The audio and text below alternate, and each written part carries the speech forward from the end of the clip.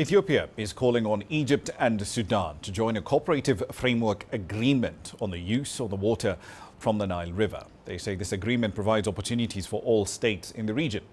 Both countries, however, have lodged complaints over Ethiopia's construction of a massive dam, the Grand Ethiopian Renaissance Dam, on the Blue Nile.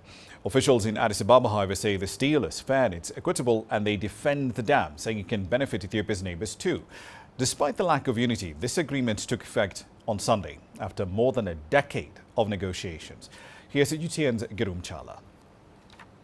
Often referred to as the lifeblood of Eastern Africa, the Nile River Basin extends to as many as 11 nations. Governments in these nations often look to use the massive waterway to their own advantage. However, these policies can often frustrate the others who feel they are being put at a disadvantage. For instance, Ethiopia says its new Renaissance Dam on the river is vital for the nation's economic future.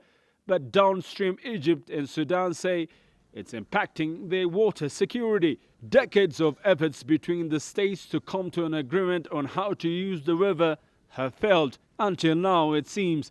The Nile Cooperative Framework Agreement, or CFA, has been signed by 10 countries and ratified by 6, making it operational in all states. Ethiopia believes the agreement is modern and just and can benefit all states. It's a major step forward.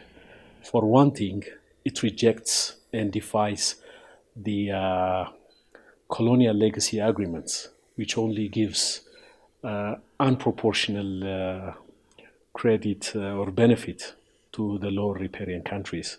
The entire flow of the Nile River has been apportioned to only 2 countries, namely Sudan and Egypt, in these colonial legacy agreements.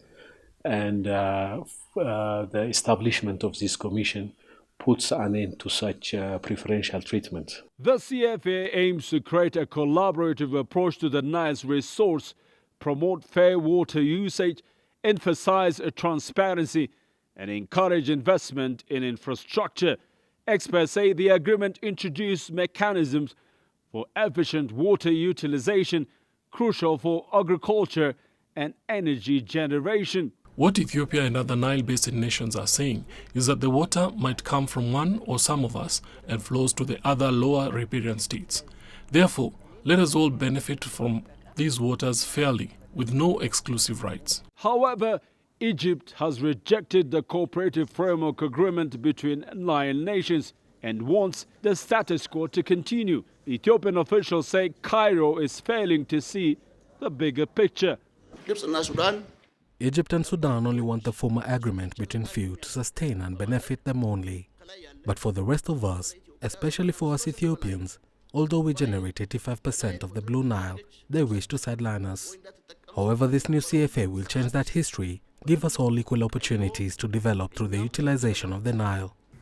Ethiopian officials say they hope the CFA can foster economic cooperation. By pooling resource and infrastructure investments, they say member states can enhance trade and local economies. Each and every member of this CFA agreement, each and every member of the Nile Basin country will have access, an equal right to develop its own resources. And a case in point in Ethiopia, we have built the Grand Renaissance Dam. Time and again we've been saying that the Grand Renaissance Dam is not only for Ethiopia but for the entire region. Generating electricity from this dam would be beneficial to all the neighboring countries, and it also gives access to others further down who have connectivity to the African power grid. Ethiopia encouraged Egypt and Sudan to come to the table. The message is clear: collaboration over confrontation. Experts say joining the CFA isn't just about sharing water, it's about creating opportunities for growth and stability.